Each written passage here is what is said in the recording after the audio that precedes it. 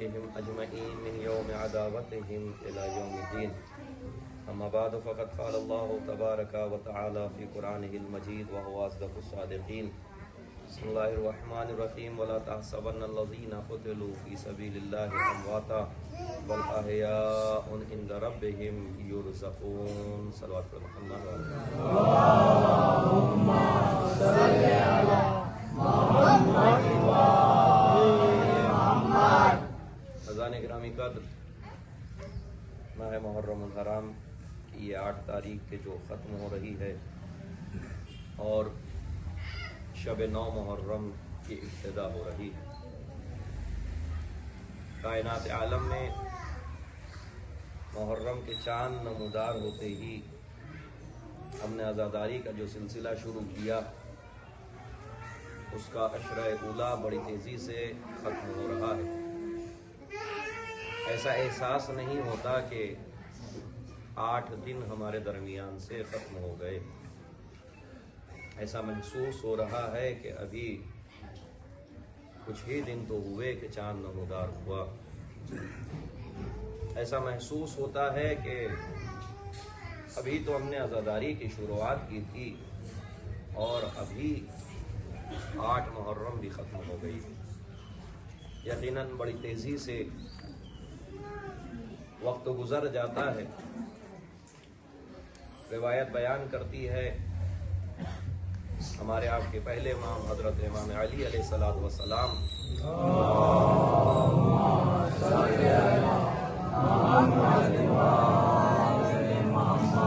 نہج البلاغہ میں حدیث بیان کرتے ہیں.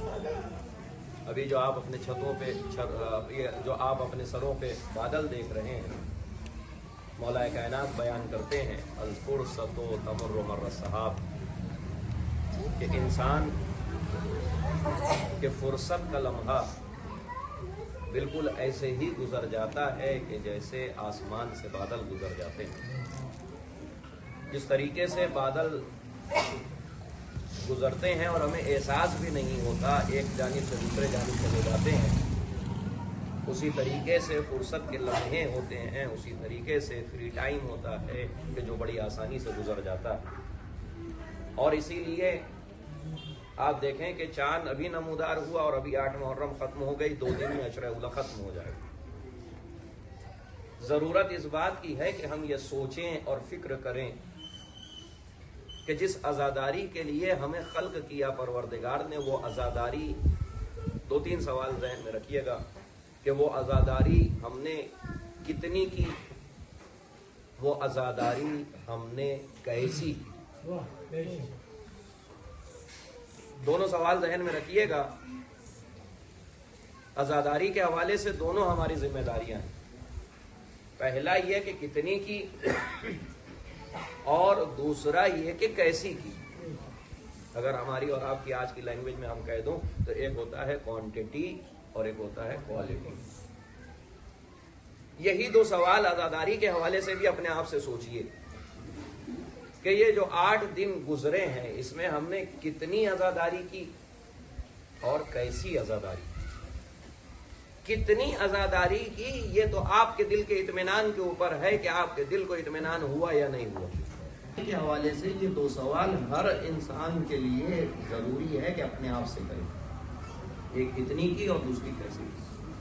کتنی عزاداری کی اس بات کے اوپر تو آپ سے سوال نہیں ہوگا، اس لیے کہ جس کو جتنا موقع ملا اس نے اتنی عزاداری کی. کتنی مجلسوں میں شامل ہوئے آپ سے نہیں پوچھا جائے گا کہ 10 مجلسیں ہوئی تو 10 میں کیوں نہیں شامل ہوئے. آپ کو جتنا موقع ملا آپ اتنا شامل ہوئے.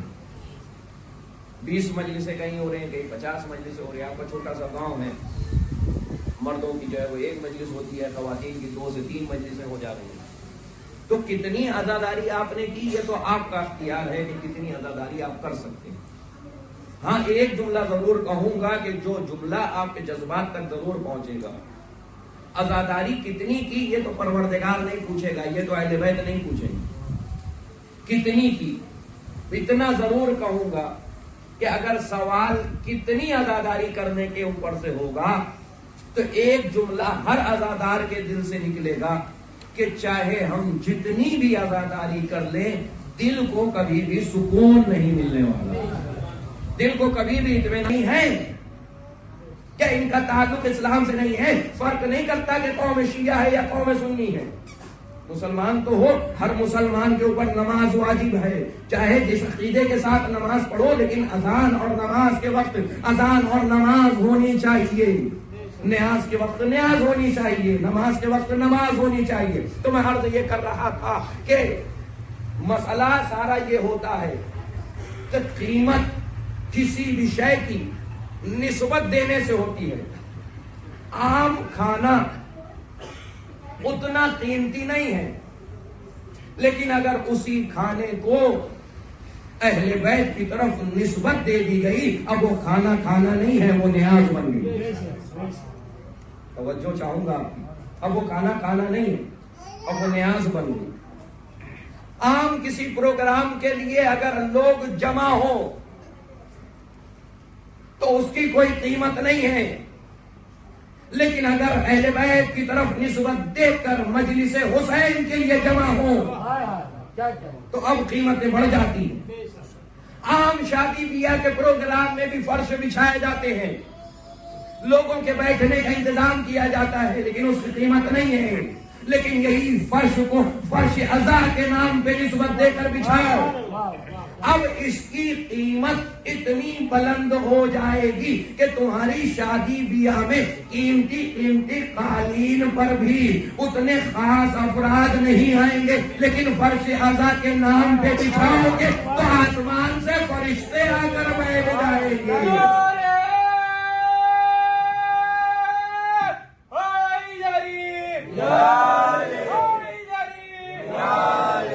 سلامات پڑھے محمد وآل محمد.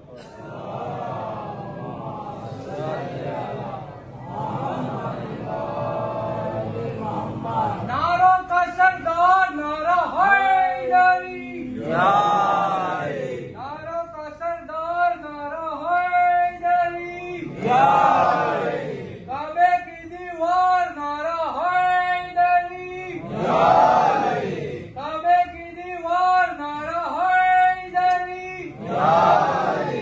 دو دھاری تلوار نعرہ حیدری، دشمن پہ یلغار نعرہ حیدری، شیروں کی للکار نعرہ حیدری، پھولوں کی مہکار نعرہ حیدری، گلیوں کی چہکار نعرہ حیدری، عظمت کا مینار نعرہ حیدری، مار لے مل کر مار نعرہ حیدری، نعرہ حیدری.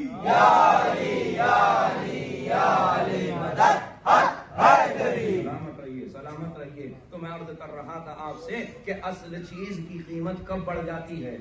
جب اسے نسبت دے دی جائے کسی دوسری شے کی طرف. تو جتنی عظیم نسبت ہوگی اتنی عظیم قیمت ہوگی.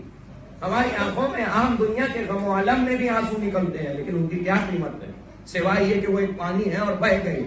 لیکن اگر انہیں آنسوؤں کی نسبت کربلا کی طرف دے دو، اب اس کی قیمت وہ شعر یاد ہے نا، ایک سناٹا سا ہوگا حشر کے بازار میں، ہم اگر کہہ دیں ہمیں آنسو کی قیمت چاہیے تو اس کی قیمت حشر کے بازار میں بھی کوئی نہیں دے پائے گا. کیوں؟ اس لیے کہ وہی آنسو ہیں لیکن نسبت دے دی گئی.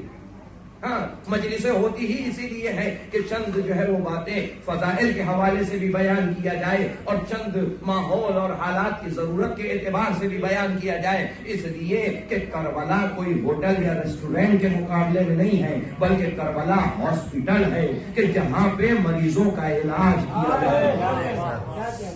بس فرق یہ ہے کہ جسمانی علاج تو ہوتا ہی ہے، روحانی بھی علاج ہوتا ہے. یہ روح کو پاکیزہ بناتا ہے، یہ قلب کو دلوں کو پاکیزہ بناتا ہے، یہ انسان کی روح کو پاکیزہ بناتا ہے. اور کیا کیا جائے کہ اگر مجلس حسین کی نسبت ہاسپٹل کی طریقے سے ہے کہ جہاں پہ علاج کیا جاتا ہے، تو آپ یقین جانو جب آپ ہوٹلوں میں جاتے ہو تو وہ آرڈر کرتے ہو کہ جو آپ کا دل چاہتا ہے. جو سنیے گا میں کیا کہہ رہا ہوں. جب ہوٹلوں میں جاتے ہو تو وہ آرڈر کرتے ہو جو آپ کا دل چاہتا ہے. لیکن جب ہاسپٹل جاتے ہو اب تمہارے دل کی کوئی اہمیت نہیں ہے. اب ڈاکٹر جو ضرورت سمجھے گا، بھلے ہی تمہیں دوا کڑوی لگے لیکن ضرورت سمجھے گا تو دے گا. مجلس حسین ہوٹل نہیں ہے، مجلس حسین ہاسپٹل ہے. یہاں پہ خطیب جو ضرورت سمجھے گا چاہے تمہیں خراب لگے لیکن بات کہے گا ضرور اور آپ تک پہنچائے گا ضرور. ہاں اب کہ تمہاری مرضی ہے کہ دوا دینا ڈاکٹر کا کام ہے، تم کھا لو گے تو صحت مند ہو جاؤ گے، نہیں کھاؤ گے تو جیسے تھے.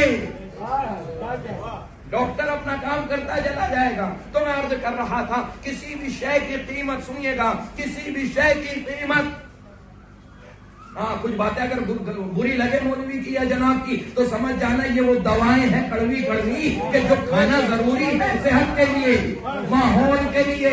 سنیے کچھ چیزیں وہ ہیں کہ جن کی نسبت اگر کسی بڑی شے کی طرف دی جائے تو اس کی قیمت میں اضافہ ہو جاتا ہے. سنیے گا وقت ختم ہو رہا ہے. فرش کی کوئی قیمت نہیں لیکن عزاداری کی طرف نسبت دے دی گئی، اب اس کی قیمت میں اضافہ ہو گیا. آنسوؤں کی کوئی قیمت نہیں لیکن کربلا والوں کی طرف نسبت دے دی گئی، اب اس کی قیمت میں اضافہ ہو گیا. لکڑیوں کی کوئی قیمت نہیں لیکن ہم نے چھوٹا سا گھر بنا کے تعزیے کی شکل میں امام حسین کی طرف نسبت دے دی، اب اس کی قیمت میں اضافہ ہو گیا.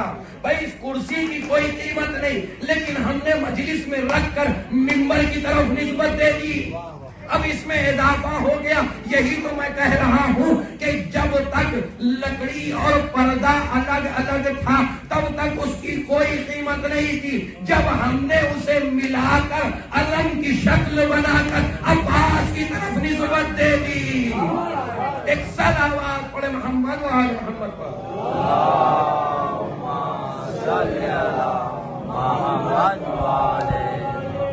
آگے عباس سے خوشبو وفا آتی ہے، ان کے روزے سے علاتش کی صدا آتی ہے.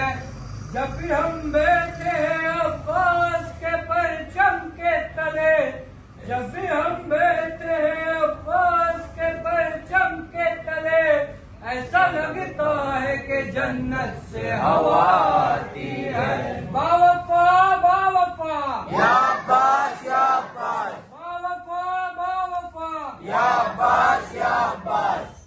تو توجہ ہے آپ کی کہ جب نسبت دے دی جاتی ہے کسی بڑی شے سے تو اب اس کی قیمت میں اضافہ ہو جاتا ہے. جب تک لکڑیاں تھی تب تک ہم نہیں چوم رہے تھے، اب تعزیے کی شکل بنا کر روضہ مولا کی طرف نسبت دے دی گئی تو اب اس لائق ہے کہ اسے چوما جائے. جب تک پردہ تھا پنجہ تھا تب تک اس کی کوئی قیمت نہیں تھی، لیکن علم کی شکل بنا کر غازی عباس کی طرف نسبت دے دی گئی، اب اس کی اتنی قیمت ہے کہ اسے چوما جائے، اسے سروں سے لگایا جائے.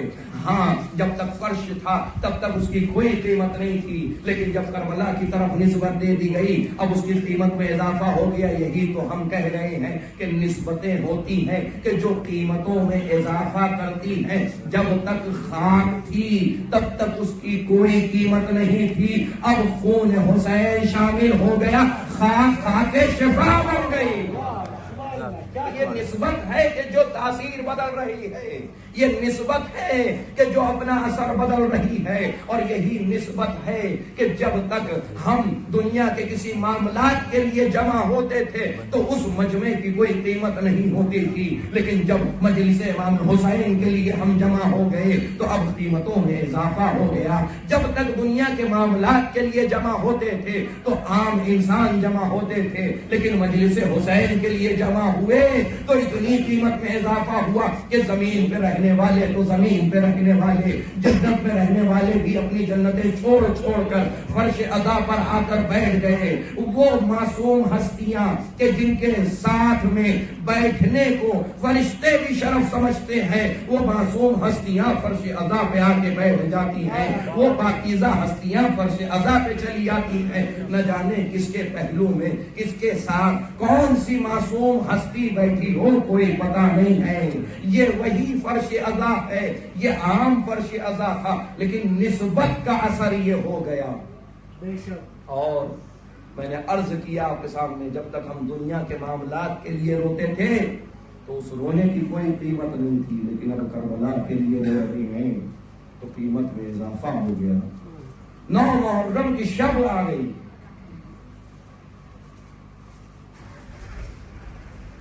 آج کے دن اس بچے پر رویا جاتا ہے اور اس ششمانے کو یاد کیا جاتا ہے جس کے اندر اتنی بھی طاقت نہ بچی تھی پیاس کی وجہ سے کہ کروٹ بدل سکی۔ 6 مہینے کی عمر کیا عمر ہوتی ہے؟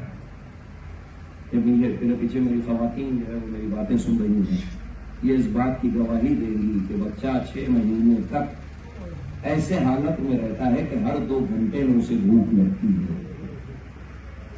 جہاں بچے کی یہ حالت ہو کہ ہر 2 گھنٹے میں اسے بھوک لگ رہی ہو، پیاس لگ رہی ہو، 6 مہینے کا بچہ اگر 3 دن سے کھانا اور پانی نہ کھائے ہوئے ہو، 3 دن سے اپنی ماں کا دودھ نہ پیے ہوئے ہو تو اس کا عالم کیا ہوگا؟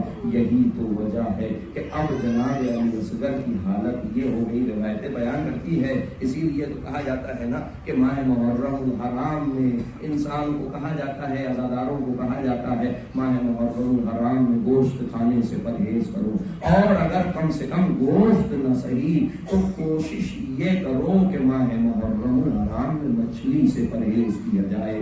کیوں؟ اس لیے کہ جناب علی اصغر کی حالت ایسے ہی ہو گئی تھی کہ جس طریقے سے ایک مچھلی کو اگر پانی سے باہر نکال دیا جائے تو پہلے تو وہ بڑی تڑپتی ہے، لیکن پوری تڑپنے کے بعد اب اس کا عالم یہ ہو جاتا ہے کہ بدن میں حرکت کرنے کی طاقت نہیں ہوتی، بلکہ اس کی حالت یہ ہوتی ہے کہ کبھی اس کا منہ کھلتا ہے اور کبھی بند ہوتا ہے۔ یہی حالت جناب علی اصغر کی تھی کہ جناب علی اصغر کے بدن میں اب طاقت نہیں بچی تھی، بس اتنی طاقت تھی کہ کبھی منہ کھلتا تھا اور کبھی بند ہوتا تھا، بس اس سے زیادہ جناب علی اصغر کے بدن میں طاقت نہیں بچی تھی۔ روایتیں بیان کرتی ہے کہ جب امام حسین نے آواز دی ہے حل من ناصر ینصرنا حل من مغیث یغیثنا، ہاں کوئی ہے کہ جو میری مدد کو آئے، کوئی ہے کہ میری جو آواز پر لبیک کہے۔ ہاں شہداء کے اندر یہ آواز جب پہنچی ہے شہداء تک، شہداء کے لاشیں بلند ہو کر لبیک یا حسین کی آوازیں بلند کہہ رہے تھے، اور آواز آ رہی تھی یہ مولا ہمیں موت نے مجبور کر رکھا ہے، ورنہ اگر 70,000 مرتبہ بھی آپ پر جان نشاور کرنے کے لیے زندگی ملے تو ہم پیچھے نہیں ہٹیں گے۔ یہ آواز خیمے تک پہنچی، ایک مرتبہ خیمے سے رونے کی آواز بلند ہوئی، امام حسین خیمے کے پاس گئے، اے زینب میرے زندگی میں رونے کا کیا سبب ہے؟ جناب زینب نے کہا اے بھیا جیسے ہی آپ نے حلمین کی آواز بلند کی ہے علی اصغر نے اپنے آپ کو جھولے سے گرا، علی اصغر نے اپنے آپ کو جھولے سے گرا دیا۔ شاید آپ بھول گئے ابھی میں نے جملہ کہا کہ علی اصغر کے بدن میں اتنی حالت بھی نہیں تھی کہ کروٹ بدل سکے۔ وہ علی اصغر کہ جس کے بدن میں کروٹ بدلنے کی بھی طاقت نہ ہو، حلمین کی صدا میں کتنا درد تھا کہ کروٹ بدلنے کی بھی طاقت جس بچے میں نہ ہو، اس نے اپنے آپ کو جھولے سے گرا دیا۔ ایک مرتبہ امام حسین نے کہا اے زینب لاؤ میرے بچے کو میرے حوالے کر دو، میں ذرا سا جا کر پانی پلا کے لاتا ہوں۔ جناب زینب نے امام حسین کے ہاتھوں میں بچہ دیا، جناب علی اصغر کو لے کر میدان میں گئے ہیں۔ ہاں یہ جناب علی اصغر کے مسائل بیان ہو رہے ہیں تو ذرا یہ سوچ کر رونا کہ 2 بچے لے کر جناب رباب کربلا آئی تھی، گود میں علی اصغر تھا، انگلی پکڑے ہوئے سکینہ تھی، اور تمام بیویوں کے درمیان فقط جناب رباب ہی وہ ہے کہ جس نے اپنے دونوں بچے قربان کر دیے۔ جب مدینے گئی ہے تو خالی ہاتھ تھی، علی اصغر کربلا میں سو گیا، سکینہ زندان میں۔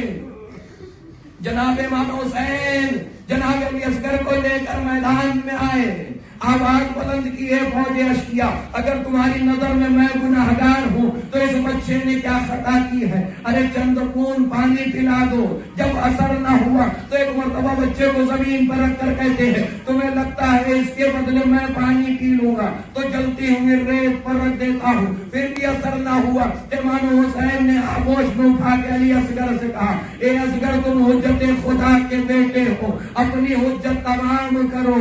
علی اصغر نے پوری طاقت جمع کی، سوکھی ہوئی زبان باہر نکالی، سوکھے ہوئے ہونٹ پر پھیرنا شروع کی۔ یہ منظر اتنا دردناک تھا کہ فوج اشکیا منہ پھیر کر رونے لگی۔ آواز آئی اینا اینا ہرملا، اقتقلام الحسین۔ اب جو ہرملا نے تیر چلایا، 3 بھال کا تیر، روایت کہتی ہے کہ تیر کا وزن زیادہ تھا، علی اصغر کا وزن کم تھا۔ اجرکم اللہ، حسین کی آغوش میں بچہ منقلب ہو گیا، خیمے کی طرف لے کر چلے، لیکن چلتے ہوئے قدم رک رہے ہیں۔ ماں کو کہا تھا کہ پانی پلانے جا رہا ہوں، اب کس منہ سے اصغر کو لے جاؤں؟ 7 مرتبہ آگے ہوئے، 7 مرتبہ پیچھے ہوئے، ایک مرتبہ خیمے کے در پہ پہنچ کے کہتے ہیں اے زینب، علی اصغر کو لے کر آ گیا۔ زینب سے پہلے دوڑی دوڑی سکینہ آ گئی، بابا بھیا کو پانی پلا رہا ہے۔ سکینہ پیاسی رہ گئی، اب جو ابا کا دامن ہٹایا، 3 بال کا تیر گلے پہ لگا ہوا، رباب کی نظر پڑی، آواز دیا بنیا امثل کا ینہر، اے میرے لال، کیا تیرے جیسے بچے بھی قتل کر دیے گا؟